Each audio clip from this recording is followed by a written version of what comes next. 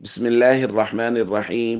عن أبي هريرة رضي الله تعالى عنه قال قال رسول الله صلى الله تعالى عليه وسلم: لا يلج النار رجل بكى من خشية الله حتى يعود اللبن في الضرع، ولا يجتمع غبار في سبيل الله ودخان جهنم. رواہ الترمذی۔ نبی کریم صلی اللہ علیہ وسلم نے ارشاد فرمایا، اللہ کے ڈر سے رونے والا جہنم میں داخل نہیں ہوگا یہاں تک کہ دودھ تھن میں واپس لوٹ جائے۔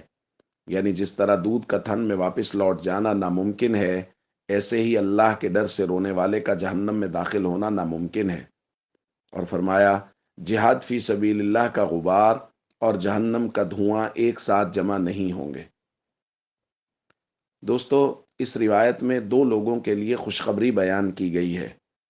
نمبر 1، وہ شخص جس کی راتیں آہوں اور سسکیوں میں گزرے اللہ کے ڈر اور خوف کی وجہ سے، اور دوسرا وہ شخص جس کی آنکھیں جاگتے ہوئے گزریں پہرا دیتے ہوئے، یعنی جہاد فی سبیل اللہ اور قتال فی سبیل اللہ میں حصہ لیتے ہوئے۔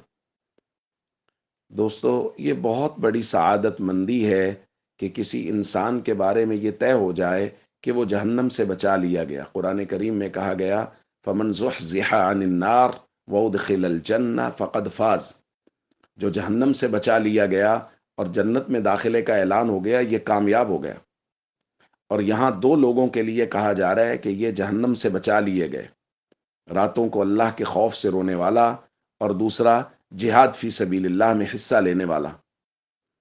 دوستو، یہ سعادت مندی ہے کہ رات کی آہیں اور سسکییں کسی کو حاصل ہو جائیں، اور جہاد فی سبیل اللہ کے بڑے ہی خوش قسمت ہیں غزہ اور فلسطین کے وہ نوجوان جن کو یہ سعادت مندی حاصل ہے کہ وہ اللہ کے راستے میں قتال کر رہے ہیں اور جہاد کر رہے ہیں۔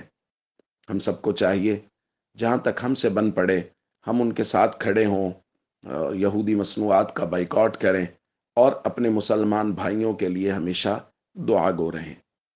السلام علیکم ورحمۃ اللہ وبرکاتہ۔